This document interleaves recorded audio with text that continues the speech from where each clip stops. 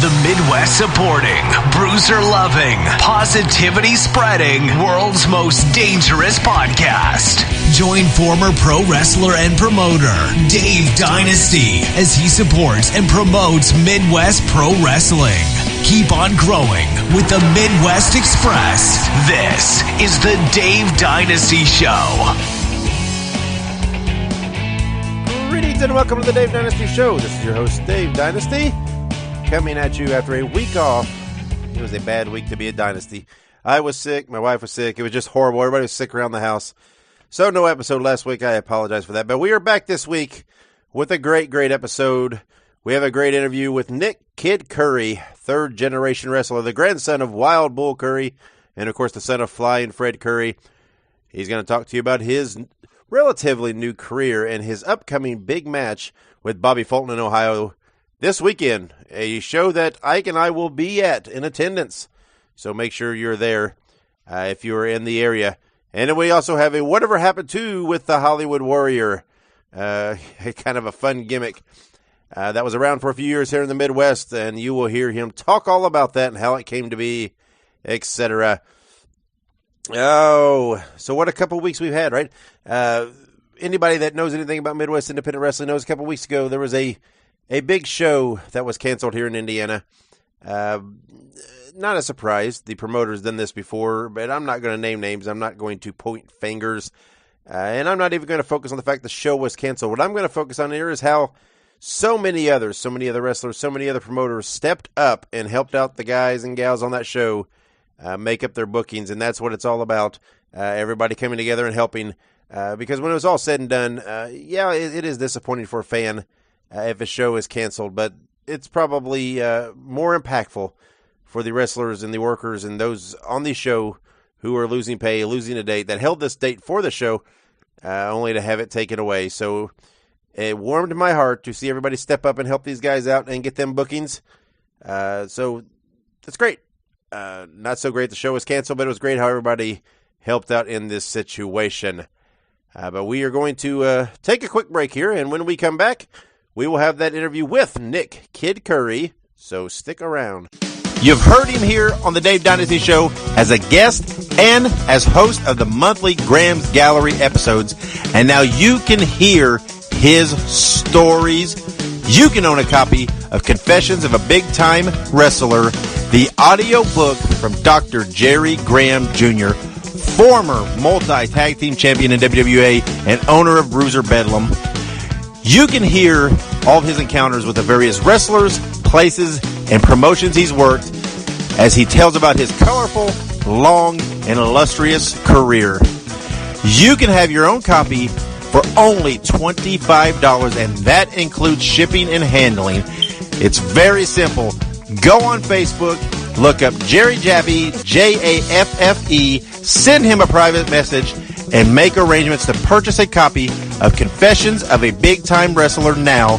You will not regret this purchase. I'm your co-host, Ike Isaacs, and today I am joined with yet again fantastic talent in the Midwest. We have Nick Kid Curry. How are we doing today? Hey, how's it going? It's good. Pretty good. How are you? I'm doing fantastic. So a little bit, I guess, behind the scenes with this one here. Having a hard time, before the interview, getting my equipment to work. So everybody give a round of applause to Nick for being fantastic with me here. No issues. All it is raining over here in Connecticut, so couldn't have picked a better time to do a podcast. That's right, absolutely. Well, we'll go ahead and just jump right into it. So, first question, as always, where are you from, Nick? Well, I'm from the family is from Hartford, Connecticut, and technically I'm from Windsor, Connecticut, but I live right outside I'm about 5 minutes away from, Hartford, Connecticut. So I live in a small town called Windsor, Connecticut. Okay, very nice. So what's Connecticut like? What was growing up in Connecticut like? I've never been there, so. Well, I tell you what though. So I was born in Ohio, in Dublin, but we lived in Columbus. My dad had a nice little house in Columbus, and it was. I moved when I was about 3. I don't really remember all too much about it, but I didn't. So I pretty much was grown up in Connecticut my whole life.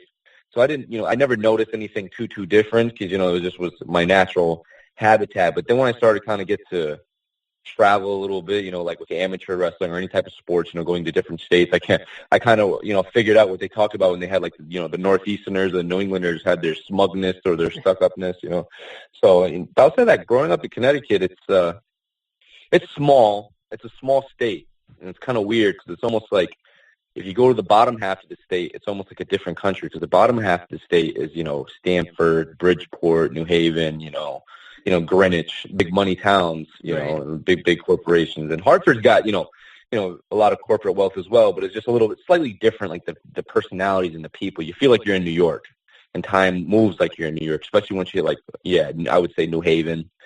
But up north, northern Connecticut, kind of like, or central and northern Connecticut, where I'm from, it's like, we're very close to Springfield, so, it's almost like everywhere in New England, but especially like Connecticut, Rhode Island, and, Massachusetts is all pretty much similar. And you get a pretty wide variety of places you'll go to, or like a group of people you'd know, whether it be, with school or whether it be with, sports or whatever the case may be. Because it's not like in Ohio or Michigan where these are huge states. These aren't really big states. So you kind of like you have interstate, relationships with people, in like different organizations or different sporting leagues or schools, for instance, because, we're not all that much far away. But yeah, that's pretty much how it is in New England. The weather's all right.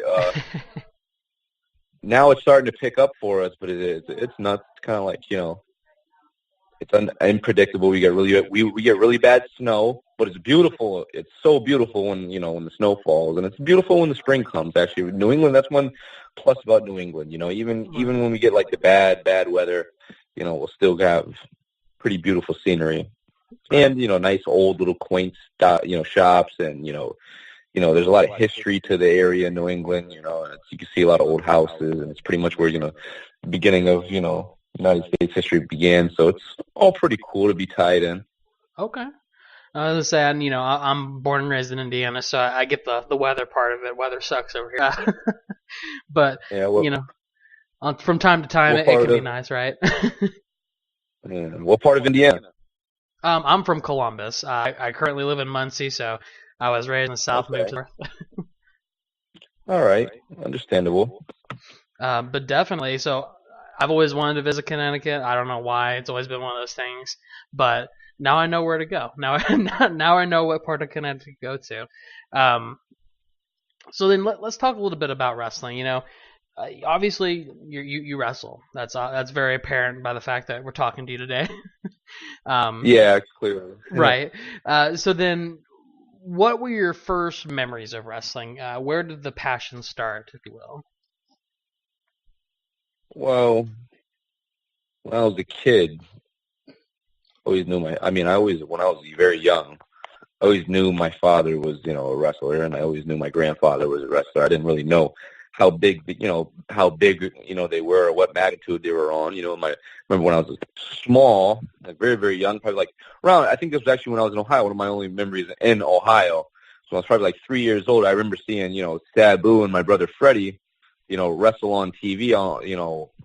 We popped in the channel. My dad had, was running shows back in those days, and I saw, Freddie wrestling, Sabu, and I thought that was really crazy, and I idolized Sabu, because he was, very, very over, and he was very, very, famous and everything like that at the time with ECW and around the early 2000s. So I was, very, very entrenched with that. So I pretty much was born into it, and nothing was ever forced. It's just, I was born into it, and I had a really strong, close relationship with my father forever, and I idolized him, and I just like any kid, you want to be like your father. You want to make your father proud. You want to make your family proud. But, just following in the footsteps. But, young memories of me as a kid wrestling. When we came over to Connecticut, we have two houses over here. We have one in Connecticut and one in Rhode Island around Narragansett.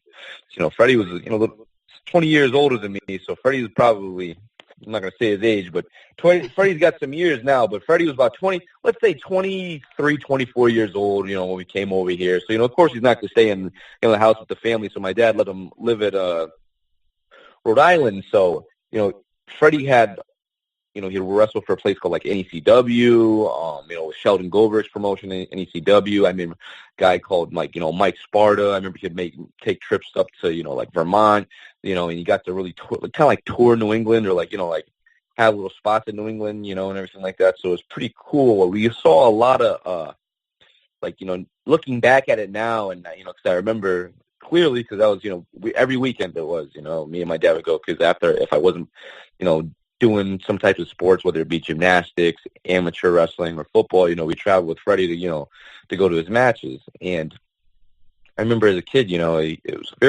New England has a pretty deep talent pool, believe it or not. There's I remember when Freddie was wrestling, it's pretty much the same circuit that I wrestle right now on like the independent scene, but it's, they had a really deep skill level, back in the day, especially, now they do too, not taking anything away.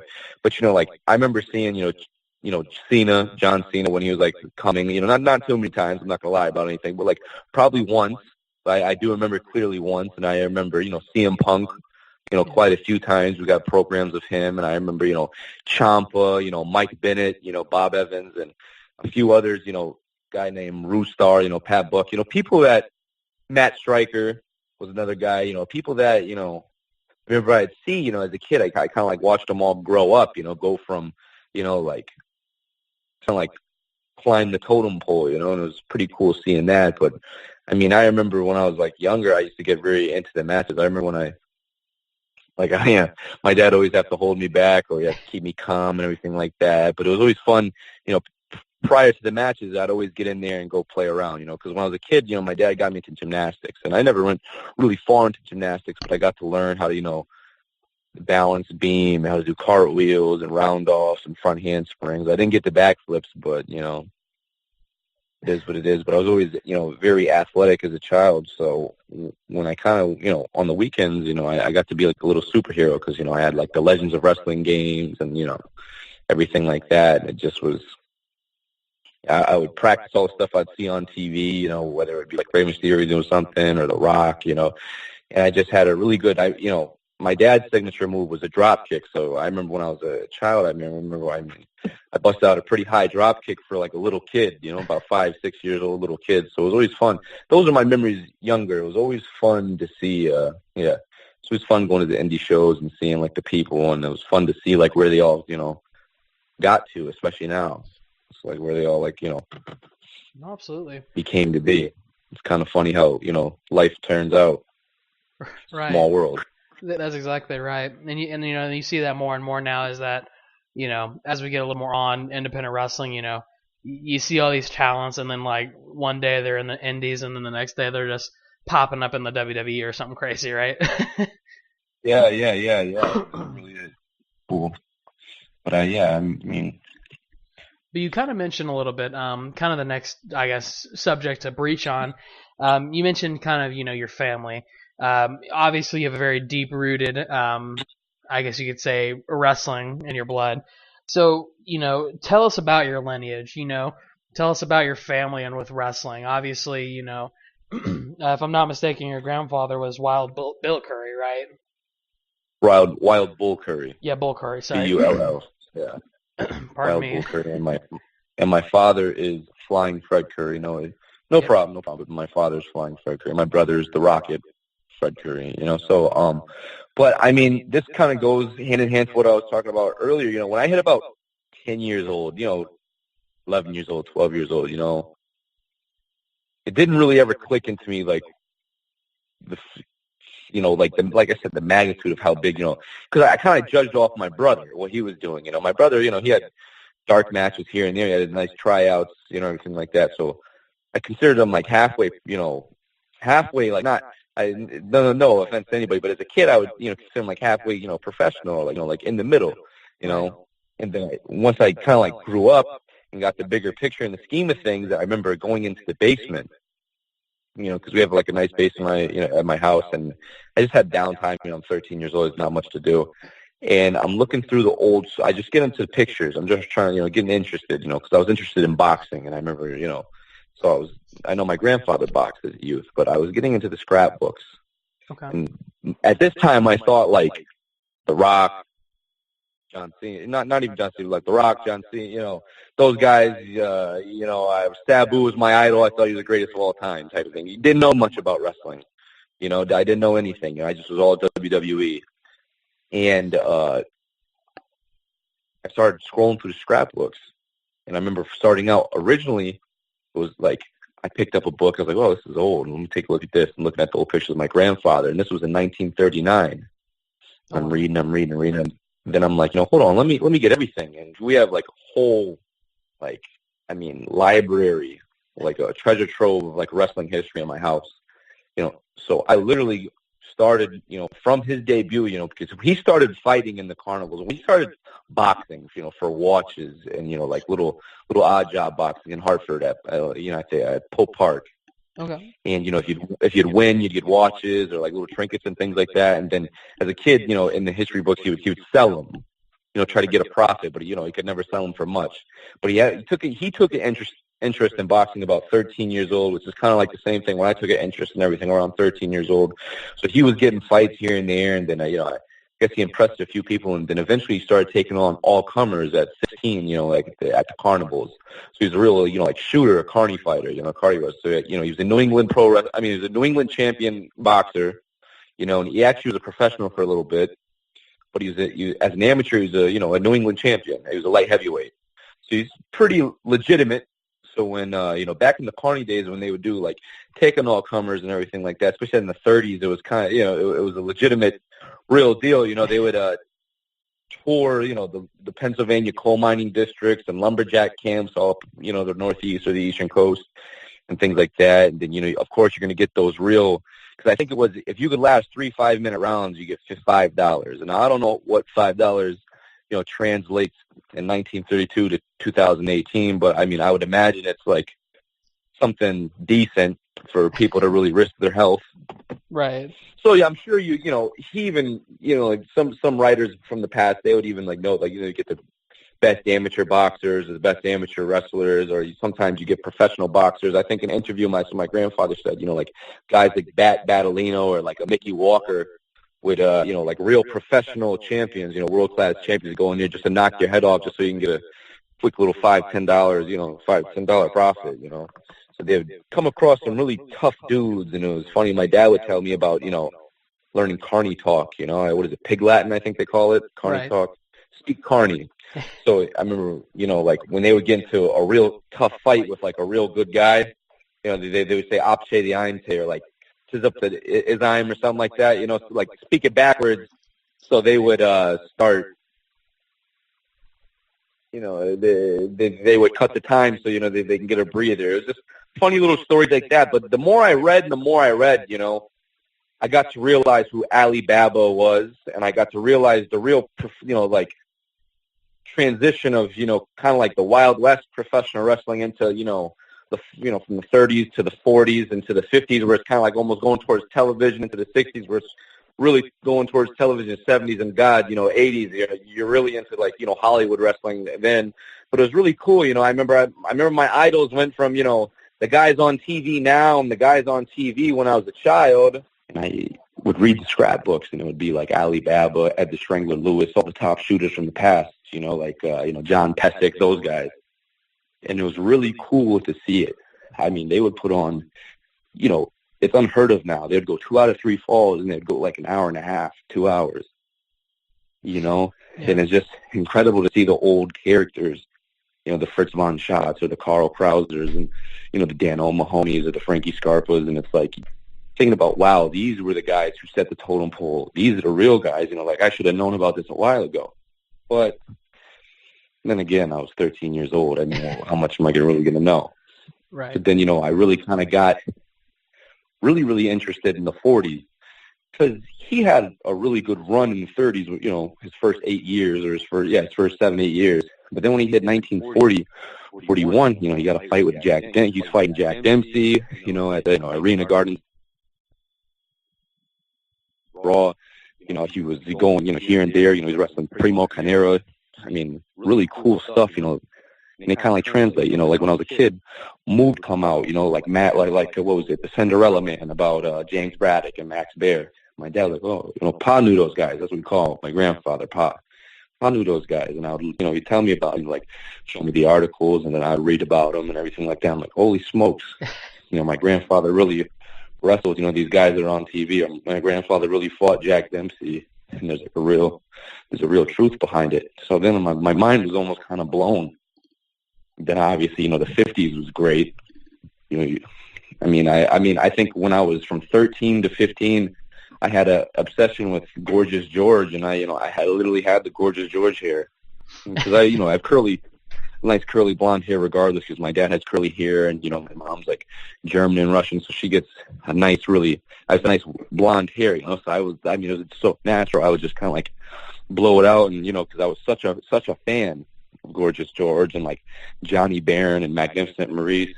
It's really cool.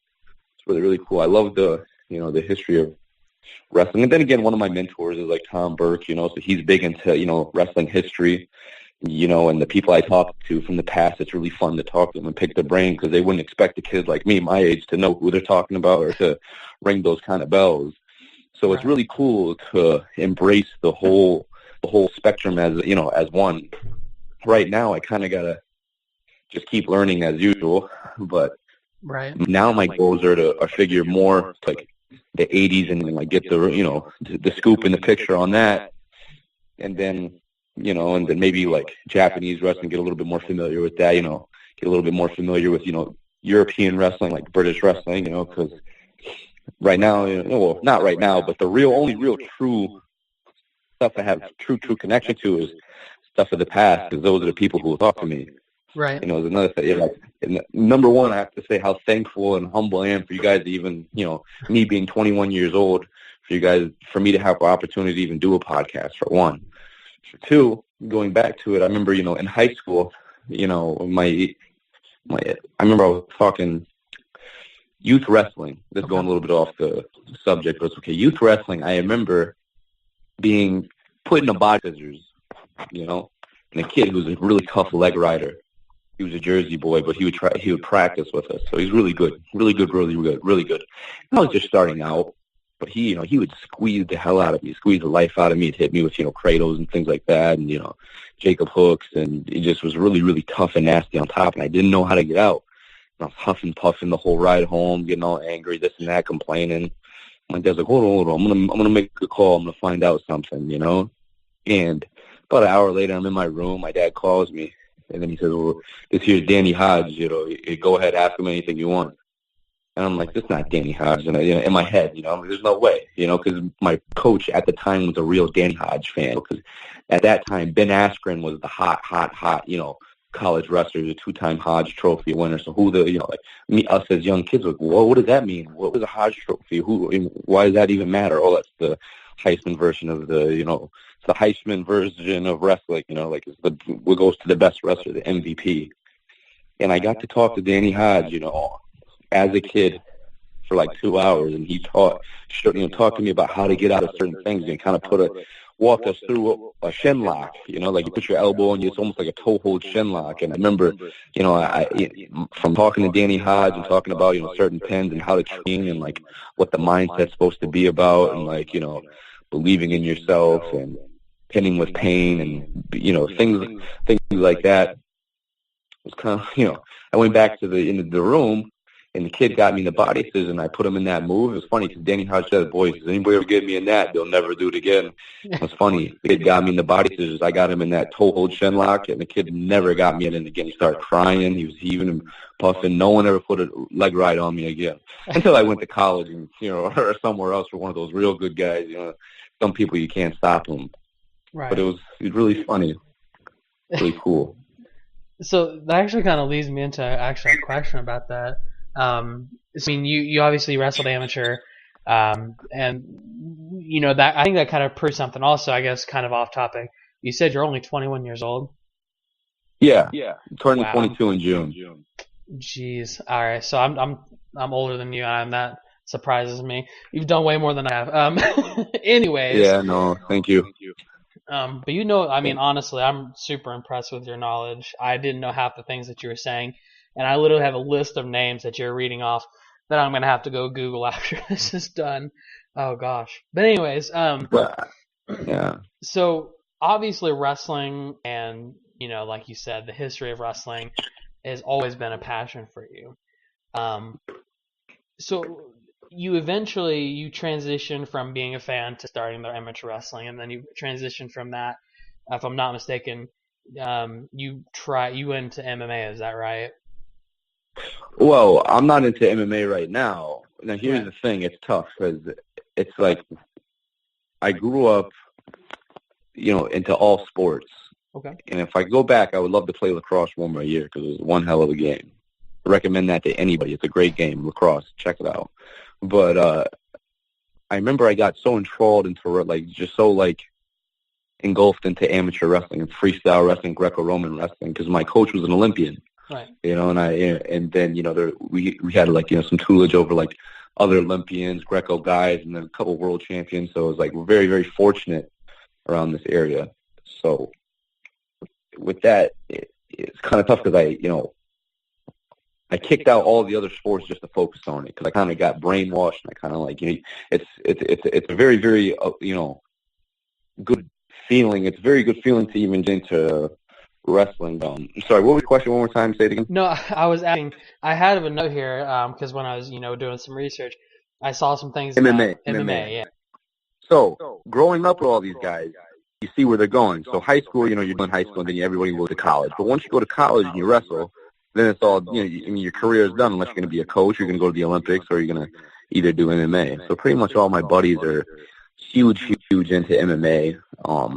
A lot of my friends, a lot of guys I trained with was huge into MMA. I'm not going to say no name, the baddest man on the world. It's not like you're talking to Khabib over here. But you're like around, you know, the professional ranks, some, you know, like even UFC, you know, veterans, not champs, but veterans who would come into the gym, or there would be Bellator guys, you know, people like that, people who fought, and they'd come in, and me and a couple of the other kids would do real well with them, especially at a young age, you know, and sometimes we get the better of them. And then once we got older and really learned the game and got to that, like, real national level, you know, where we went on, like, real circuits and went to, like, Canada and everything, we got to the point where we could beat these guys in wrestling, that is. So that's not the whole game, but we could beat them. We could control them. We can control their position. We can control them. We knew it.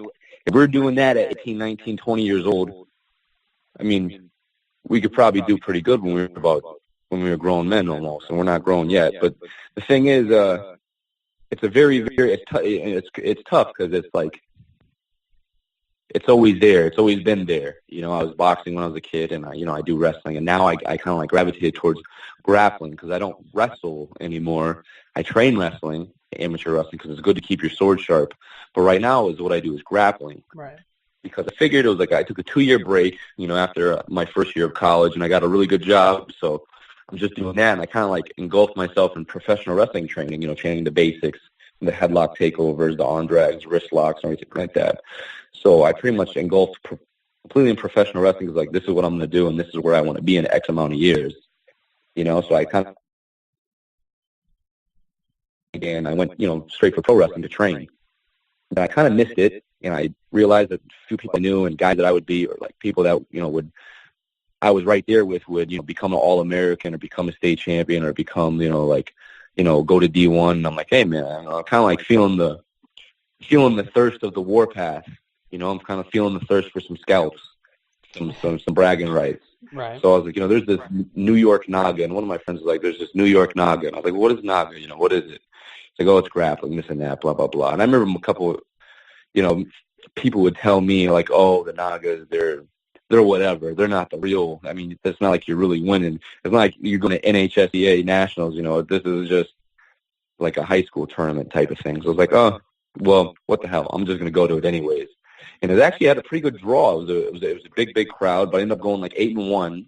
I lost my last match, and you know, I went my weight class and the weight class above me. So I went 8-1, and I just knew a little bit of submissions from what my father would teach me about the old catch, like the, you know, like the toe holds and, like, you know, the double wrist lock or front face lock. I never really got the time to practice them, so I didn't know what the hell I was doing. which I did, just through positioning and just knowing, being heady. And I ended up doing really well, and I kind of liked the way it was, structured. I kind of liked it was 6 minutes flat or 5 minutes flat, and it's a continual time, and it's continual, point scoring. And you can go for submissions, and it was something new. Because, at that time, wrestling, I wasn't burnt out, but it was something I was already used to, I was accustomed to. So it was something new. It's always something new that will catch your eyes. So I was like, man, I really like grappling. So at first I was trying to find catch wrestling. Now the problem with catch wrestling is, I don't know. It's like speaking Latin. You can find it very rarely. I mean, who's Sakuraba and some guys out Midwest, and but I'm sure there's a whole bunch of people in England, and there's a whole bunch of people, in Japan, especially pro wrestlers. But the problem is, in Connecticut, there's not any catch wrestlers or anybody that I could find. So I was like, well, I want to do Sambo. And I was like, I don't like Sambo. I don't put on that little suit. I don't want to put on the karate suit. I want to go no-gi.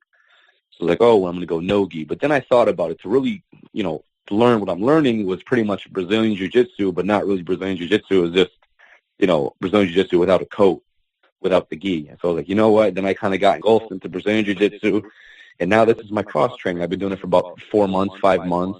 4 months. I'm going to get promoted to my blue belt, and the next tournament I'm going to go to some grappling industries, but I'm going to go to the IBJJF, and part of my all-time goal in the whole business as and everything is to win at a high level, at a national or a world level, at a grappling level, just so to prove to myself and just to do it, because just to do it and to challenge myself and prove myself. That's what that's all about, to learn something about yourself and to keep growing. Yeah. So I would just want to see if I could put it all together and get that one perfect tournament or that one high level moment. But as far as MMA, I think about it. I poke at it in the back of my head every now and again. The door is always open, but it's tough because you can't burn the candle at too many. You can't burn the candle at two sticks. I got a full-time job, and I got professional wrestling, which I love and I'm really good at. And I have, well, I'm not going to say really good at just yet, but I'm good at the mechanics of it.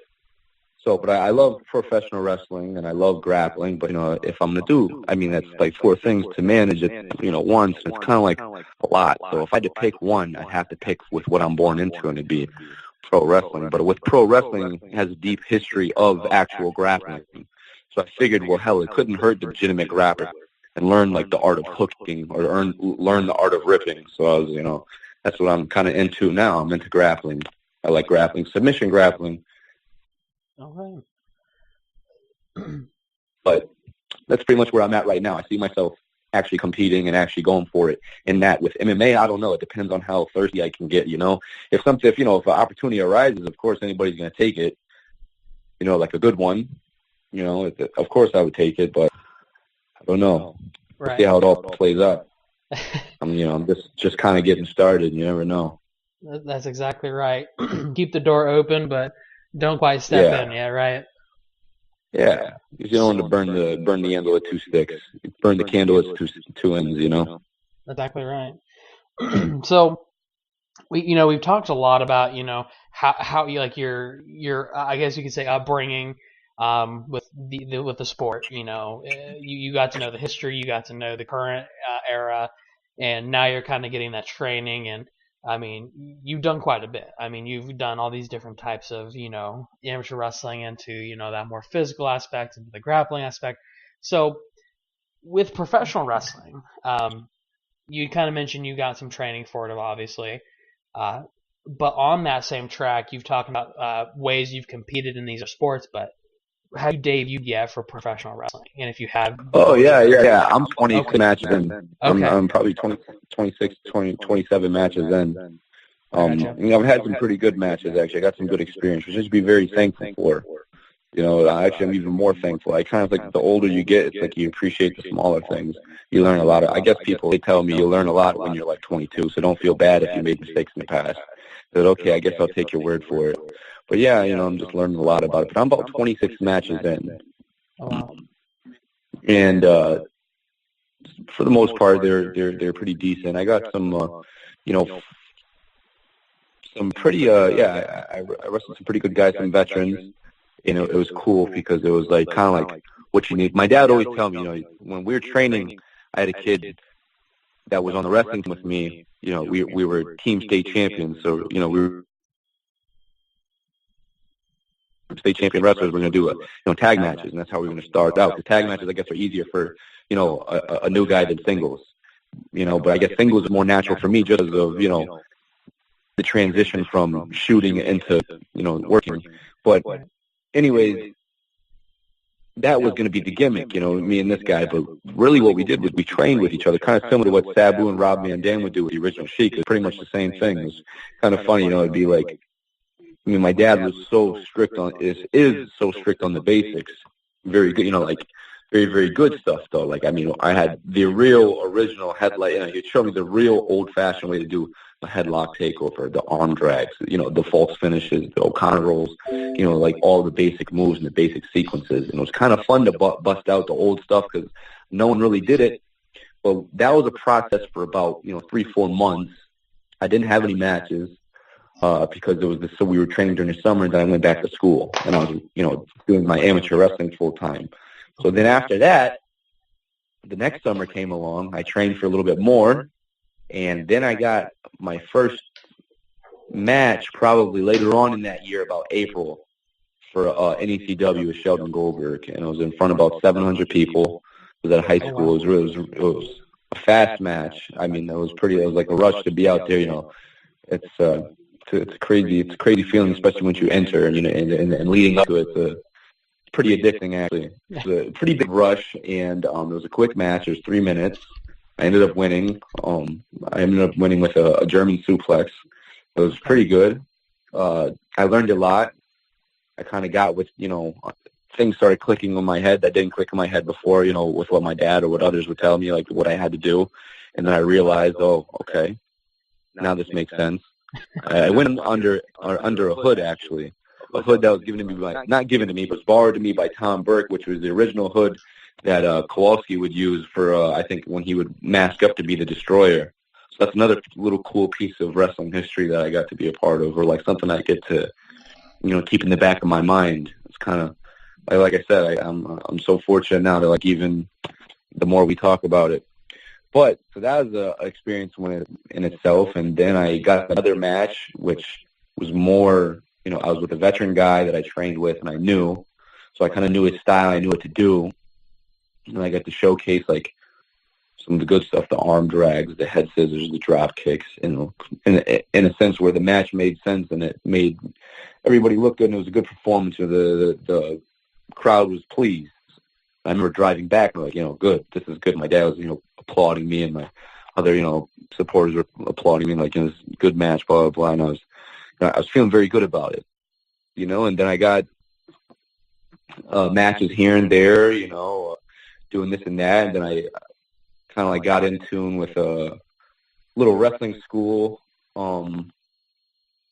My dad trains me at a place called Kevin Landry's Pro Wrestling Combine, and we just used the ring, and my father trains me, and we train with a couple of guys over there, and then my brother's friend, Slick Wagner Brown, who's a veteran who wrestled in Japan and wrestled kind of like all over and had little stints with WWE, who has, a good veteran guy who has some understanding of what is really supposed to be done. So I kind of got the tutelage from him, even more to hear it from, to get more opinions from different sources, aside to just having my father, which, still my father is what I have, but it's still good to get other people and get new faces to roll with and to get a different style. So with him, getting matches with his little dojo practices, and then getting exposure and going to places, like big time wrestling ran by, Terry Allen and Steve Perkins.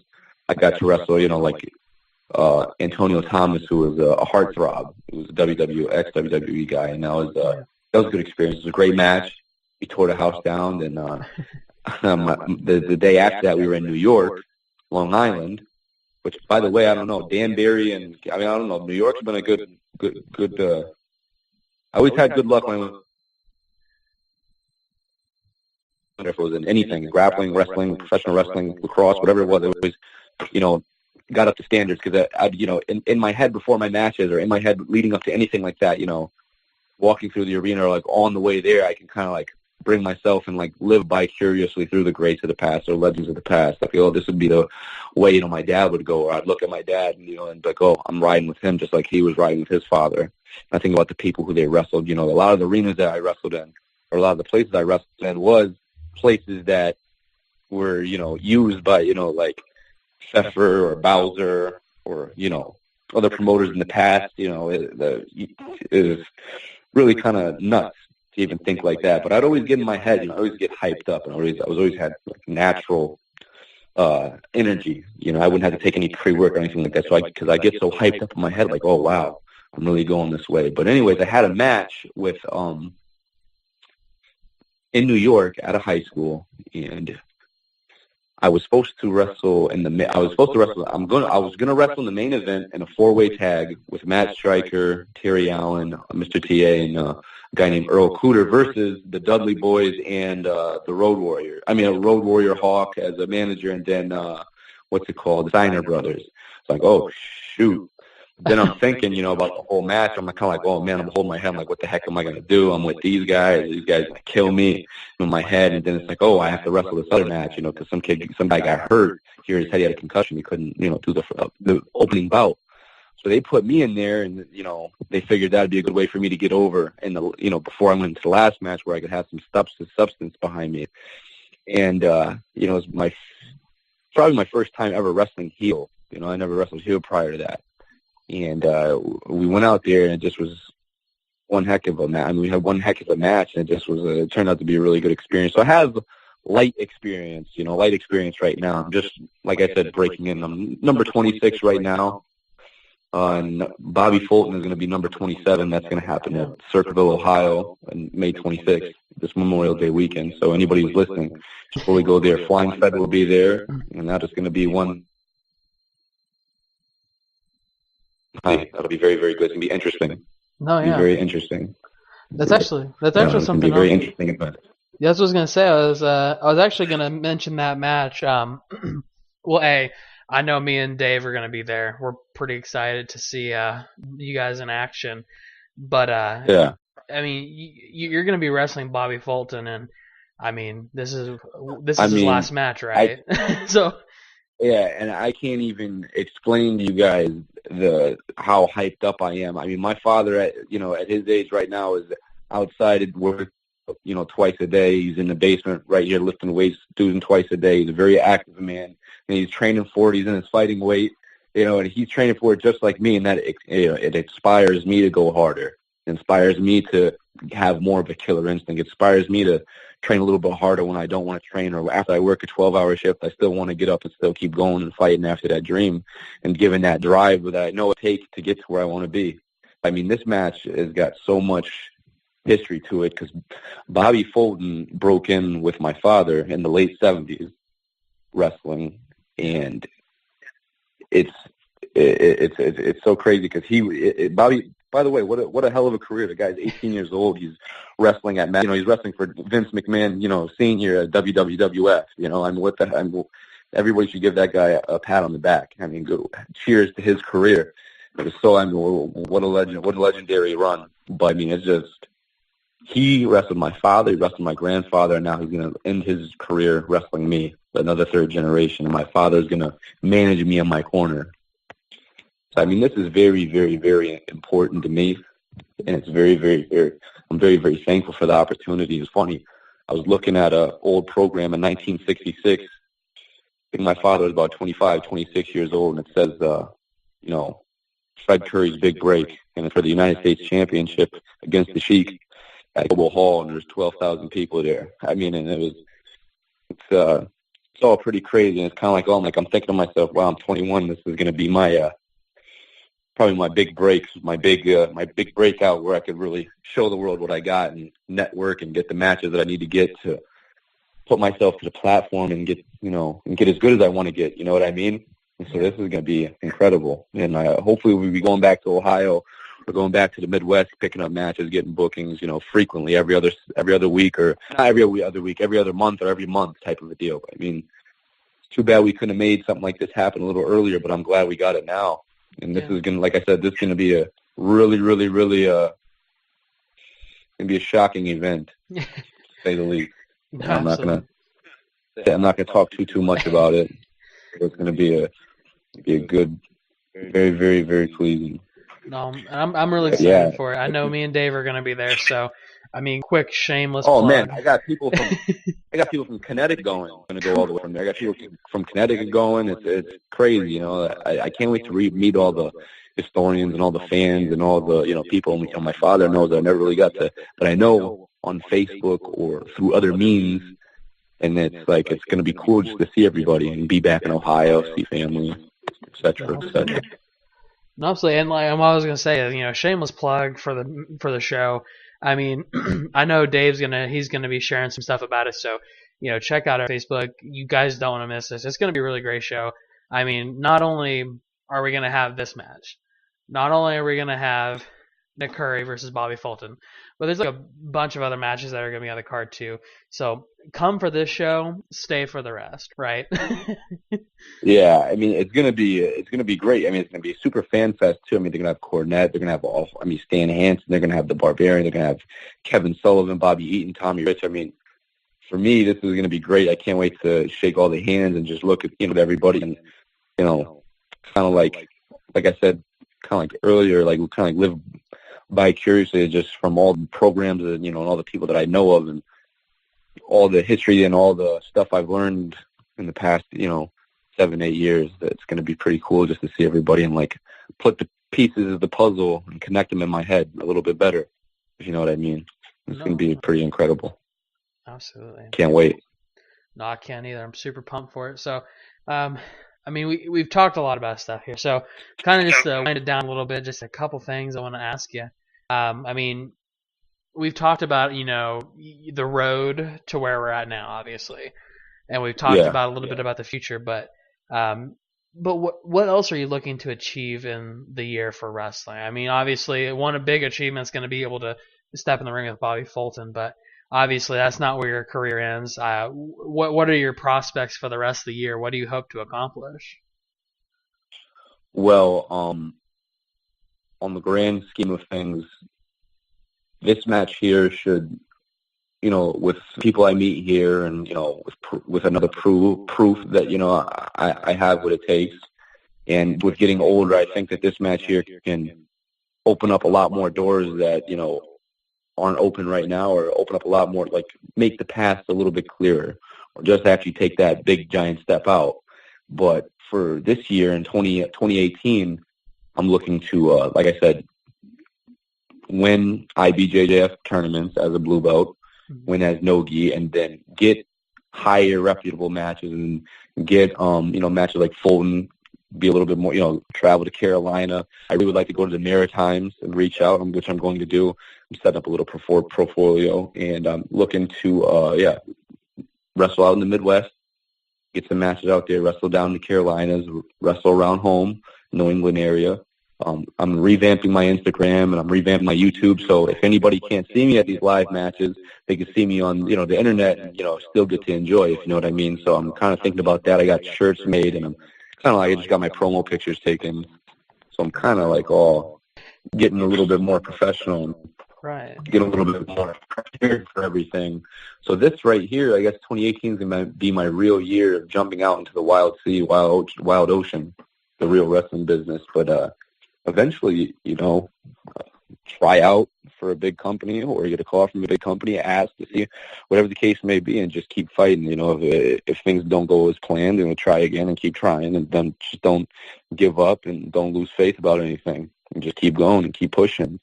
Then later on, once it gets to the point where I'm not going to be wrestling full time anymore, my career's over with. At whatever age that might be, I definitely want to be a coach.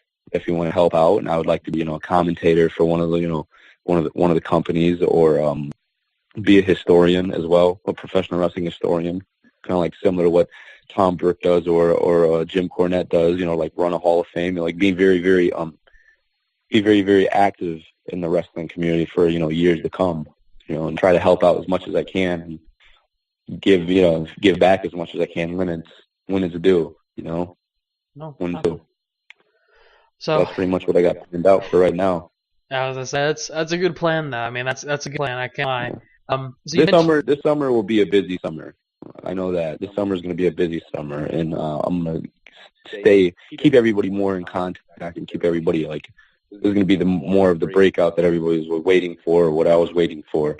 The summer will be very busy and good, and then hopefully, God willing, things will materialize, and I'll be able to be on a higher platform, and I'll be able to perform on a higher scale, within due time. That's However the path takes it is how I'll take it. You know what I mean? Absolutely. Well, I guess one last thing for you. You kind of mentioned a little bit, but with so much that you do, fans always want a way to follow you. So, what kind of social medias do you have? You mentioned Instagram and YouTube, but anything else? And you want to throw your handles out there so people can follow you? Well, I tell you what, you can follow me on Instagram at KidHighFly. Kid_Highfly. It's a new Instagram, but I'm kind of active with it, and I'm going for like my own personal, like keeping up with me, and keeping up kind of like I write little bios about my father, my grandfather, or I'm going to write a little bit more bios and breakdowns of like greats of the past, like the Sheik or like a Larry Shane, little things like that. That it's just sharing information and knowledge and just memories that that you could look up, with just to share the information, I guess you could say. But you can follow me on Kid Highfly, Kid_Highfly, or you can look up just Kid Curry, and you'll see me. And you can follow me or you can add me as a friend on Nick on Instagram. I mean, on Facebook, it's Nick Corey. It's my shoot last name. It's Koury. But with all my fans now, or with all the people that I know, associated with wrestling, I'm going to come out with a Facebook as Kid Curry. Or Nick Curry, you will find it, and everybody, I'll make sure it's advertised, and I'll make sure I can get out and reach out to the fans out there, and where they can see me and they can keep up with me and follow the journey and everything. You know what I mean? No, absolutely. So you guys heard it here. You know where to go find him. You know where to go stalk him on social media. I kid, but no, you guys can go follow him out there, see what he's up to, know where he's going. And like I said, we have a really great opportunity coming up, like we mentioned, on May 26th. Check out all the social medias. You'll know exactly what we're talking about. You won't want to miss it. But, I really want to thank you for coming on here, Nick, and just, taking the time today to speak with us. Like you said, I mean, it's you have a lot of great stories, and it's really wonderful to, get to see you right now in your prime, and we can continue on with this. And hopefully someday down the road, when you're really famous on WWE, will bring you back on here, right? Oh yeah, of course. And thank you for believing I can get to that point. That's definitely my goal and my dream, and what I hope for. And just tell you what, very humbling experiences to have this opportunity to even talk on a podcast at my age, and for me not really doing much in the business. And I have to thank obviously my father and my the grandfather, and like I said, the greats in the past who made sure they got to where they were. So it's kind of like, it's a very, I'm very, very thankful. I'm a lucky kid, and I just want to, thank everybody for the opportunities, and thank you as well for having me. No, thank you. It's a pleasure. No, I mean, it's a pleasure and honor to have you on here. I mean, you're fantastic. I can't wait to see what you do. So you guys know what you need to do now. Go out there, follow their social medias, support independent wrestlers, and of course, support independent wrestling. It is the lifeblood of wrestling. Yeah, support independent wrestling. I think we're gonna. Hopefully, we can make a comeback, or hopefully, we could now with the internet, or now with other companies arising. Hopefully, we can get it back to the not. Hopefully, but maybe we can get it back to the day where we're all on, all onto the same course, and we're all with exposure, and it's all almost like a territory scheme, if you know what I mean. I was gonna see how it goes. Yeah, I was gonna say hashtag bring back the territories. Yeah, that would be something, wouldn't it? That would be fantastic. Totally be something. Well, good. All right. Crazy tournament. That's what I'm gonna do now. I'm actually gonna go on Twitter and I'm gonna start hashtag bring back the territories. Get that rolling. That'll be cool. Hey, thank you for having me. Seriously, thank you guys. No. Seriously, Ike and Mr. Dynasty is very, very, very, very, very honored. Thank you so much. Not a problem, Nick. Well, thank you again. Actually, like I said, thank you for coming on here. We'll have to have you come back on here one day down the future. Hopefully after your Bobby Fulton match, because that'll be a good story to tell. But thank you again. Oh, yeah. Like we said, everybody, social medias, go find that wrestling show, Spin Independent Wrestling. You know all that junk. Thank you, Nick. Have a great time. Stay safe out there. Peace out. Oh, yeah. Peace out. God bless everybody. Bye-bye.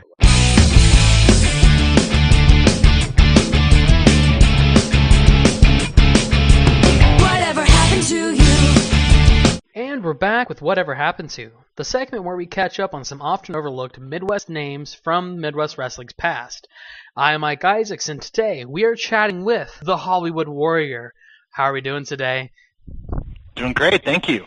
Oh, fantastic. Well, we're just going to jump right into it. So first question, as always, tell us how you got started in professional wrestling.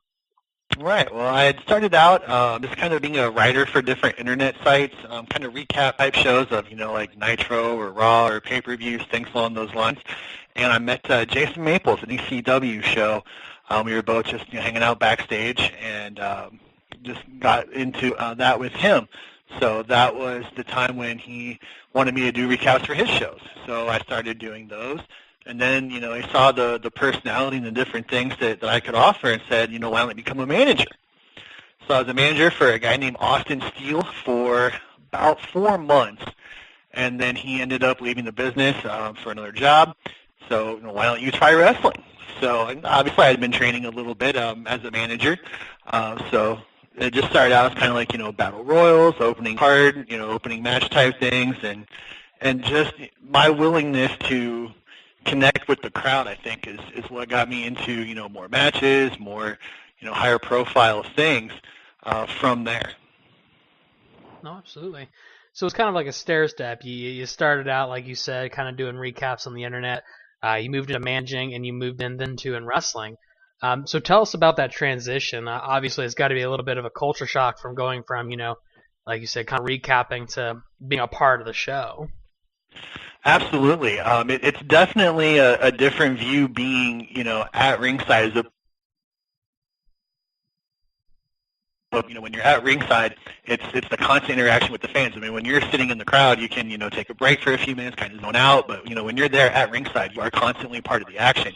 And it's a little different on the outside being on the inside, because when you're on the inside, you're obviously, working with the other wrestler, working with the referee. But when you're on the outside, it's kind of hard to keep yourself motivated sometimes to kind of, pay attention and keep everything together. But at that time, you have that up-close view of watching, how a match unfolds, how the different things work. And so I think that helped me a lot being in that position before I actually started wrestling. Absolutely.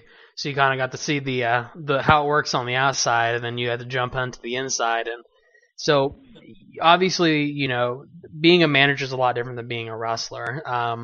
Would you say that you prefer being a manager or being a wrestler? I preferred being a wrestler, absolutely. And like I said, it's because you always have that constant movement, that constant motion, that constant interaction, all of those different things, and you're more in control of what's going on. Because obviously the crowd is more focused on you in the ring than what you're doing on the outside. On the outside, you're kind of the enhancement to what's going on in the ring. When you're in the ring, you're controlling the action, and you're making sure that that you're making that connection with the crowd. Oh, absolutely. And that's obviously a really interesting perspective, because you literally you've done it all basically.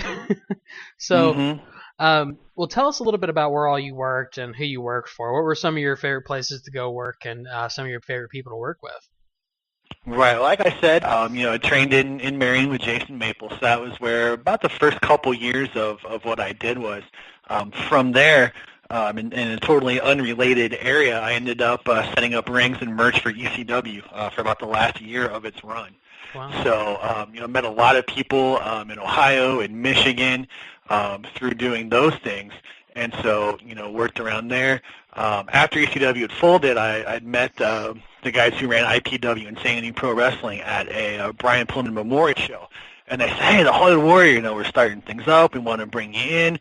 So that was kind of the second chapter of my career. I was still working in Marion, not as much, but still doing that as well. So those were the two mainstay places. Yeah. As far as favorite people to work with in Marion, there was a guy named Johnny Law. We had about 3 or 4 really, really good matches. In IPW, I worked with a guy named Kamala Jr. We were Gimmick Infringement, and we had some great matches together and a couple against each other as well. One of the more, I guess, legendary matches of the IPW era was a Candy Cane Death Match, which featured myself and Kamala Jr. against Rasta Libre. And Rasta Libre is exactly how it sounds. It was Jamaican luchadors. Madman Pondo was the referee, and it was a very fun, creative match, and in fact was so violent that it was banned in the United States and has never been seen again. So the Candy Cane Death Match. Candy Cane Death Match. You'd be amazed, and what we didn't plan for was when candy canes break, they can break into rather sharp edges. So we had some unintentional cuts and bruises and things along those lines. But yeah, it was a lot of fun to do that match. That is fantastic. I definitely feel like that should be a thing now, like around Christmas time, do a Candy Cane Death Match. Like I said, they were banned in the United States after that. You haven't seen one since then because of the level of violence that was exhibited in that match. I'm about to create a now that Donald Trump is president, maybe there are no laws, so right. It may make a comeback. Who knows? I'm really about to go start a hashtag bring back Candy Cane Death Match. Oh gosh. You have some followers around here. I do get asked about it from time to time. Oh good lord, that is hilarious. It's definitely the most lasting part of what I did in the ring was that match.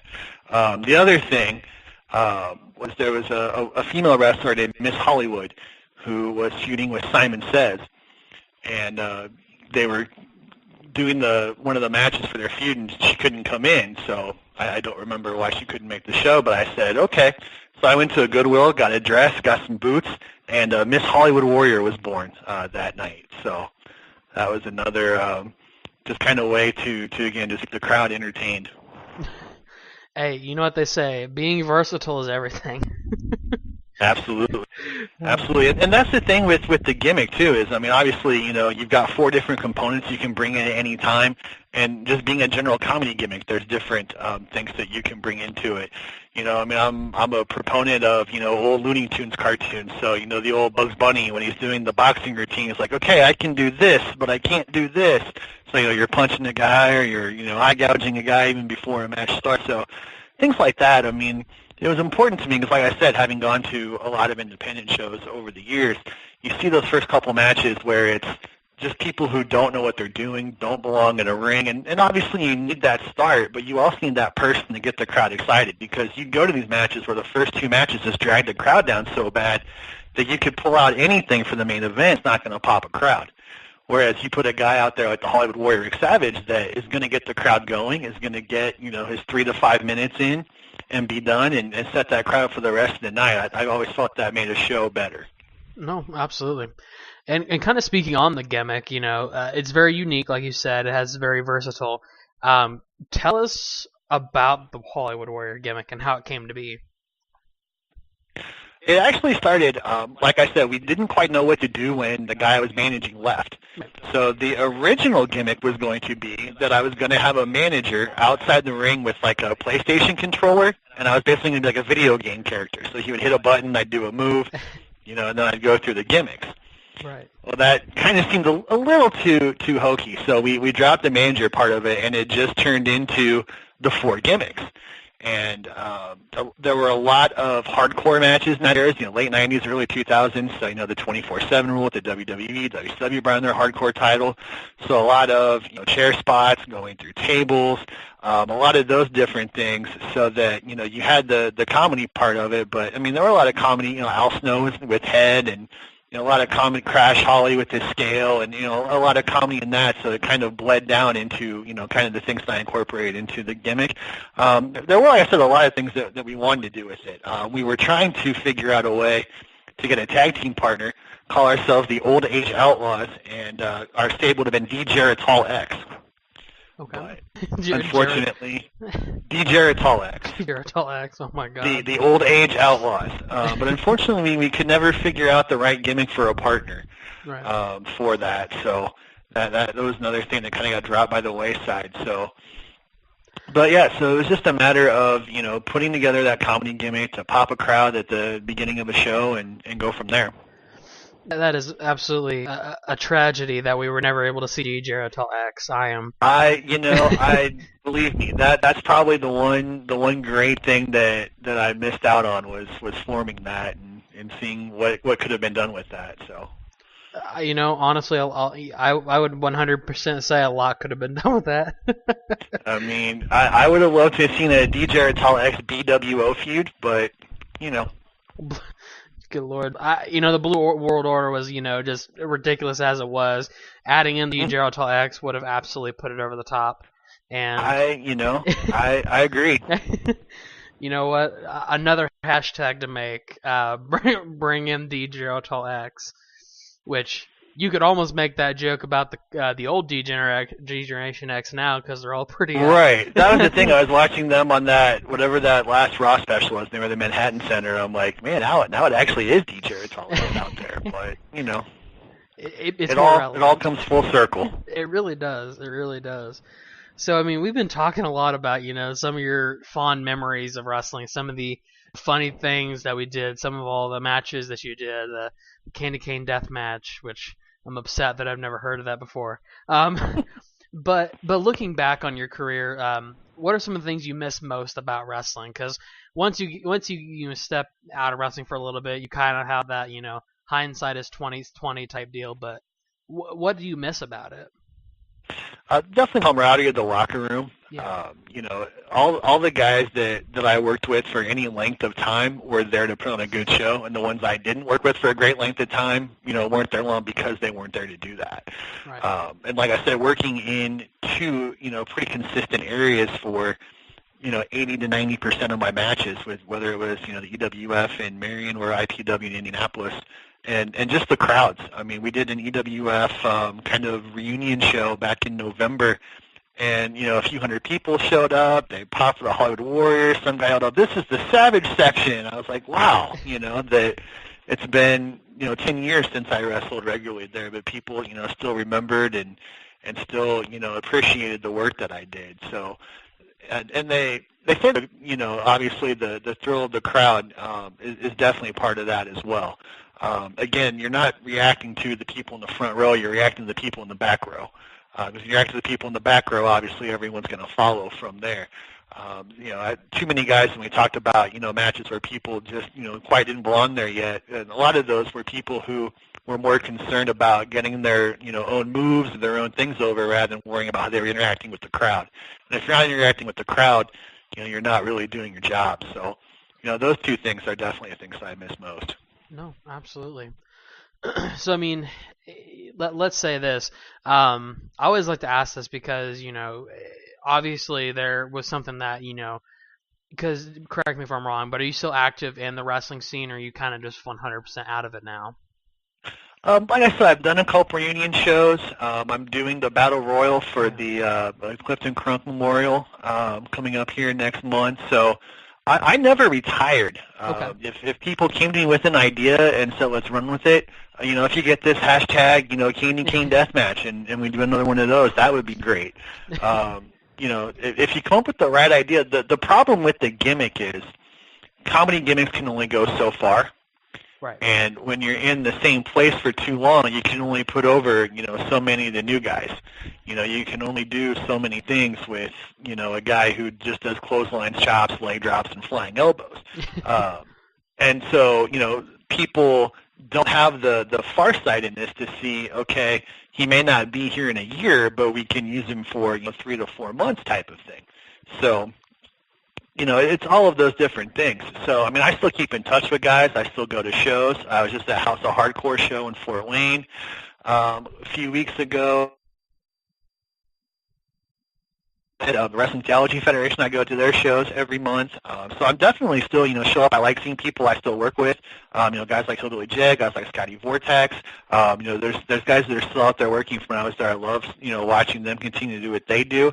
And, if the right opportunity, the right thing came along, I'm certainly open. The purple shorts and the yellow tank top and the shoestrings are still there. So definitely, if someone has that opportunity, I'd be happy to listen. Like I said, we got to start that hashtag bring back Cane to Cane Deathmatch. You've got 6 months, I think, until December. So it can happen. I believe this can happen. Before we move on, Dave Dynasty Show fans, hashtag it. We want this. But So then, kind of on the same track, you know, I've talked about this with a lot of people who have retired. But we always talk about how, like, with wrestling, you never really retire because that passion's always still there. Right. Exactly. I'm assuming that you would agree with that then. Yes. Absolutely. I mean, and it's true. I mean, I've heard it from a lot of people. They say, I was in the business for 20 years. I'm not sure if I'd ever step in the ring again, but you never really retire. You're always still a wrestler, And I definitely see that to be true with almost pretty much everybody I talk with, to be completely honest.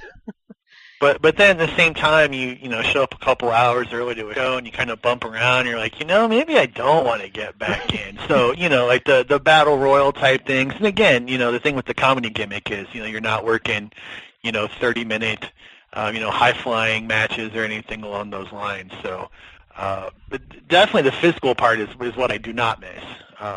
Waking up with a bad back or a bad knee or a bad elbow, or you crash into a lot of concrete, on the outside, things along those lines. So that part of it I definitely do not miss,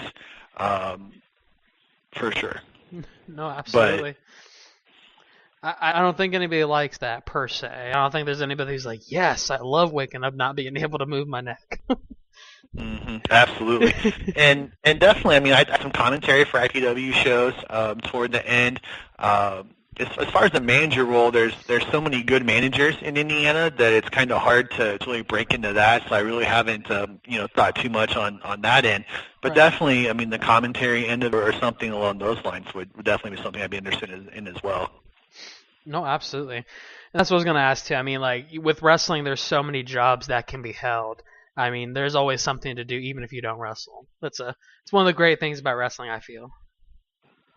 Absolutely. And that was one of the things that was great about the time I worked with ECW. I mean, there were so many opportunities to do different things. It was, toward the end of their run. So, I mean, I got on doing merch and setting up rings just because, guys from the East, no one was getting paid in that time.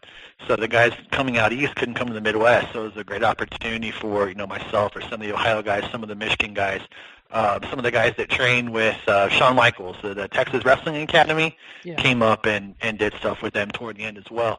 But we were doing, we were able to set up rings. We were able to set up merchandise. We were able to, be backstage at a pay-per-view and watch the different things as far as, like, audio cues and video setups. And if you wanted to learn, there was always an opportunity. And I tried to take that with me into what I did moving forward with, IPW and different things after that, was taking those experiences and those opportunities. No, absolutely. So we've talked a lot, about Candy Cane Deathmatch. No, I'm kidding. We've talked a lot about, the past, talked a lot about, what we did, where we were. But obviously, after you still did the wrestling thing. You're still up for that. But obviously you have to have something to do to fill up the rest of the time that wrestling doesn't take up to date. So, but what are you doing currently? What is the Hollywood Warrior up to these days? I'm actually an academic advisor for an online school. I actually got my master's in college student affairs in 2004 at Eastern Illinois University, which was kind of those 2 years when I didn't wrestle as much. Because it was a little further away, being obviously living in Indy, and I was in Terre Haute for a couple years, so you're still close enough to do all those things. But that's what I've been doing. I was for about 10 years at ITT Technical Institute before they got shut down, and then I've been at Salem University doing online advising for about the last year now.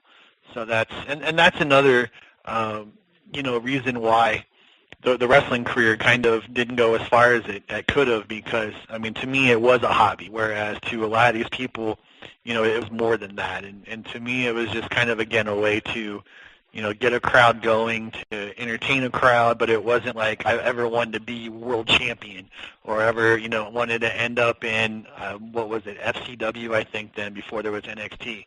That wasn't a goal. That wasn't really a desire of mine. Right. And again, part of the reason why, I didn't get higher up in the card than I did was as much my own, lack of desire of, always having, that full-time job and always having, those different things available to me. So. No, I understand. Well, that's very cool, though. academic advising. It's a very noteworthy profession. I don't think I could ever do that. As a college student, I know that I've probably sent my academic advisor 18 billion emails, so I don't envy you. I have a few of those students, yes. But I mean, for me, it's a matter of, they've been a student for 6 months, a year, whatever. I've been doing, I've been in higher ed between admissions and advising and student life for 20 years. So, I know better, obviously, what to do than they do. So to be able to guide them in that direction. Absolutely. That's weird. I in the field. I work with student loans. I'm like on the back. Okay. I'm on the back end of of Right. the college Right. area. Okay. But very cool though. That's awesome though. It's glad to hear. I like talking to people. When they say, yeah, I got my degree and I have a good job now. That's always what I like to hear. Obviously, I'm sure we would have loved to see you in the WWE one day, but Yeah, well, and that's the other thing. When this whole Greatest Royal Rumble thing happened, and it came out later that the Saudi prince wanted the Ultimate Warrior, I'm like, hey, I mean, you've got the next best thing right here. Why wasn't I contacted? I mean, you got a sumo wrestler to do a 30-second bit. I could have done a 30-second bit and gotten tossed by somebody, but all these things you hear after the fact. Right? Yeah, that's exactly right. Missed opportunities. Shame on them then. Maybe for the Greatest Survivor Series that they're planning over there next. Is that the next thing they're planning over there? If they do the I think I read that. I think so. Honestly, I can't remember. I've not been keeping up on the news at all. I need to though. I know they signed like a 10-show deal. I don't know if that was the next one or not. But whatever the next one is, we need to get the. If they want the Ultimate Warrior, obviously they can't get him. But I think I would be the next best thing at this point. I think so. I think we need to make another hashtag. Greatest Hollywood Warrior for Greatest Survivor Series. I'd be in for that for sure. We have a lot. I've never seen Saudi Arabia before. I've never wrestled outside the country before, so that would be kind of a fun little tidbit to put on the career there. Right. Little thing to put on your resume. Oh gosh. So besides all the hashtags, besides all of that. First of all, I want to thank you very much for, taking the time out of your day to speak with us, getting, to hear about the Hollywood Warrior, getting to hear about the path that you've treaded, and it's very much appreciated. But before we kind of close on this, do you have any social medias or anything like that fans can follow with you, keep up on the day to day? Yeah, the Twitter and the Instagram are both IndyBill23, so INDYBILL23. All right, there you go. Any other social medias you want to throw out there? Are those your two best ones? I mean, I have a Snapchat. It's IndyBill23. I'm not on that as much. Yeah, I mean, Twitter and Instagram are the two best main ways to follow. Well, Snapchat's getting more popular these days, I feel like. They have they did this last update, though, with all the weird, sponsor and ad things. And right. I'm too old to go through and filter all these things out, and so I'm on it a little less now. But right. The Instagram's so much easier. It's got the stories and all that, and you don't got to mess with all that. And Twitter's just 280 characters, and that's about the extent of my of how funny I am. After 280 characters, it gets a little long-winded, but short and concise, I can be funny still. So absolutely. Well, I think that's going to do it for them today. I do also just want to thank you very much for coming on here. Like I said, it's an honor and a pleasure. It's always fun getting to talk to people who, seem like they just kind of, fall off the map very quietly. But then we get to pull them back in here and get some awesome stories from you. It's really awesome to hear those. And it's definitely fun. Like I said, not having been regularly in the ring for about 10 years and still hearing people, like Dave Dynasty put up, great comedy gimmicks, and I just put up there for fun Hollywood Warrior Rick Savage, just see what the response would be, thinking, some people like, oh, he was terrible or he was a joke, but there were, 5 or 6 guys who were like, oh man, he was great, I love watching him. And so yeah, it was good that you still have that effect. Absolutely. And it'll never go away, with the world that we are in, the digital age. I'm sure there's videos out there that'll keep people rolling for days, right?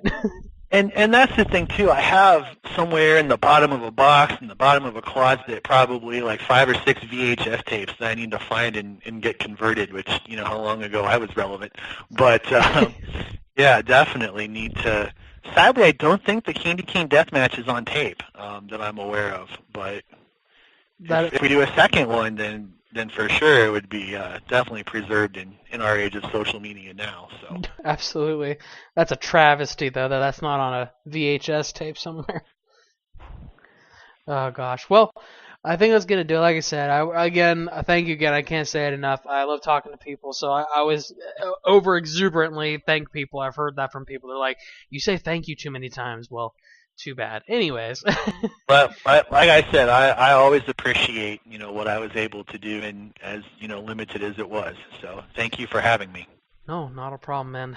Everybody, go follow him on social medias. Go stalk him on Twitter and Instagram, Snapchat, whatever else. You know what to do next. Start the hashtags. I want to see Candy Cane Deathmatch. I want to see Bring It Back. I want to see the hashtag. If I don't, we're going to see some trouble. But as always, you guys know what to do. Support independent wrestling. Stay awesome. World Classic Professional Big Time Wrestling returns to Circleville, Ohio Fairgrounds Coliseum Saturday, May 26th, Memorial Day weekend. You don't want to miss this action-packed afternoon and evening. A great big fan fest, a great big wrestling event. The stars from the 70s, 80s, 90s, and now. Make your plans to bring the family. Get your tickets early and save. We'll see you in Circleville, Fairgrounds Coliseum, Saturday, May 26th. Big Time Wrestling, we'll see you ringside. And welcome back to the Dave Dynasty Show. I am Dave Dynasty, your host. Thank you for joining us once again this week. Special thanks to Nick Curry for coming on. The Hollywood Warrior, thanks to Ike for doing those interviews. Always good stuff every week. Thank you for joining us however you do, whether it be on SoundCloud, YouTube, iTunes, or any of the other podcast platforms. In whichever way you do, please make sure you like, share, comment, etc., etc. Subscribe and follow us. And if you want to follow us on social media, go to davedynasty.com. There are links there for all of our social media, Twitter, Facebook, YouTube, etc., etc. All you got to do is go to davedynasty.com. You can find links there, as well as links for our Amazon.com and highspots.com affiliates. And if you would like to make an ongoing contribution to the show and help keep it free, you can do that through patreon.me/thedavedynasty. Or if you would like to make a one-time contribution, you can do that at paypal.me/thedavedynasty. We do appreciate your support. Helps keep the show going, helps keep the show free. And you can also visit us on Pro Wrestling Tees and buy a shirt, and that also helps the show. We have a great show coming up next week. We will have Sign Guy, an old buddy of mine, on the show, as well as a Whatever Happened To with Quicksilver. And like I said earlier, if you're anywhere in the Midwest, I highly suggest this Saturday, May 26th, you get to Circleville, Ohio, and see Bobby Fulton's last match. Bobby Fulton of the Fantastics. It's going to be a great, great show. Lots of stars, past and present, will be there. And as you heard, Bobby Fulton will take on Nick Kid Curry in his final match of his career. This will be the third generation of Curry that Bobby Fulton will step into the ring with. Should be exciting. It will be a great, great show. Come wish him well in his retirement. And if you're there, make sure you come up to me and say hi. And, throw a barb at Ike or two. He'll be there as well. So until next week, thank you for joining us. This is Dave Dynasty. Until then, be good, be safe, and keep on growing.